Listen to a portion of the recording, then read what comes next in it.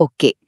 Big Boss Telugu season 9లో 5వ వారం ఎలిమినేషన్ సంగతులేంటో ఓ లుక్ వేద్దాం రండి. చూడండి, ఈ వారం బిగ్ బాస్ హౌస్లో అస్సలు ఊహించని మలుపులున్నాయి.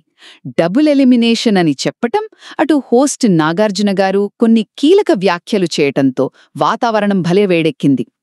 ఫ్లోరా, షైనీ ఎలిమినేట్ అయిపోయారు, అది ఖరారైంది. కానీ రెండో ఎలిమినేషన్ ఎవరనేది మాత్రం ఇంకా సస్పెన్స్ కొనసాగుతోంది.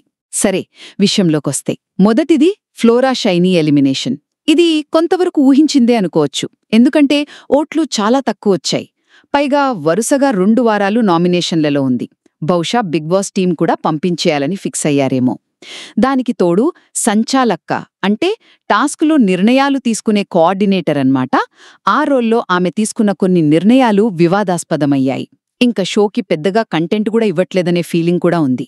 పాపం అసలు టాస్క్లో పాల్గొనే ఛాన్సే ఇవ్వకపోవటం కూడా ఆమె ఎలిమినేషన్కు కారణమైందేమో అనిపిస్తోంది. ఇక రెండో పాయింట్ ఏంటంటే, హోస్ట్ నాగార్జున గారు శనివారం ఎపిసోడ్లో కొందరు కంటెస్టెంట్లకి గట్టిగానే క్లాస్ తీసుకున్నారు. ముఖ్యంగా భరణిని.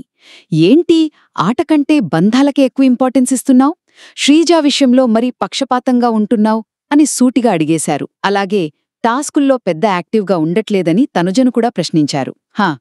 యూకే కంటెస్టెంట్ శృతి కూడా భరణి ఆటతీరు బాలేదని విమర్శించిందిలేండి.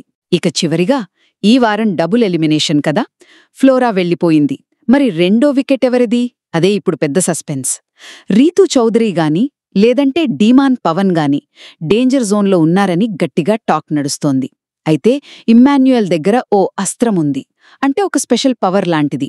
అది ఈ ఎలిమినేషన్ను ఏమైనా మారుస్తుందా అనేది చూడాలి మరి. సో ఫ్లోరా ఎపిసోడ్ అయితే ముగిసింది.